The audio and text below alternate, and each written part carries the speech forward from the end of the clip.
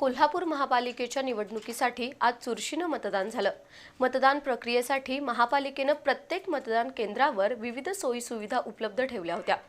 पायऱ्यांच्या शेजारी ramp, अपंगांसाठी wheelchair, दिव्यांग किंवा वृद्ध मतदारांसाठी रिक्षा आणि प्रथमोपचाराची सुविधा उपलब्ध केली होती।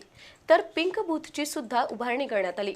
मात्र या निवडणुकीत पाळणा घराची सुविधा नसल्यानं काही महिलांना लहान मुलांना कडेवर घेऊनच मतदान करावं लागलं। सुमारे 10 वर्षांनं कोल्हापूर महानगरपालिकेच्या निवडणुकीचं मतदान झालं। निवडणुकीच्या तयारीसाठी महापालिकेला फारसा वेळ मिळाला नाही, पण मतदान केंद्रावर विविध सोयी सुविधा उपलब्ध केल्या होत्या। अपंग आणि वयोवृद्ध मतदारांसाठी व्हीलचेअरची सोय केली होती, त्यासाठी स्वतंत्र होमगार्ड तैनात केले होते। तर अपंग आणि वयोवृद्ध व्यक्तींना ने-आण करण्यासाठी काही मतदान केंद्रांवर मोफत रिक्षाची सुविधाही महापालिकेनं केली होती। अनेक मतदान केंद्रावर प्रथमोपचाराची सुविधा होती। ऐनवेळी लागणारी औषधं त्या ठिकाणी ठेवली होती।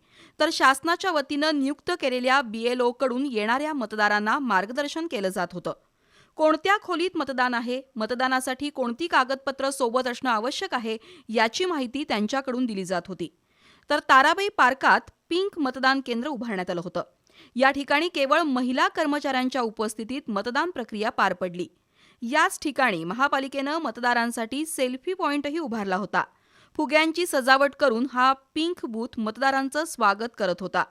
प्रत्येक निवडणुकीवेळी मतदान केंद्रावर असणारी पाळणा घराची सुविधा मात्र यावेळी दिसली नाही।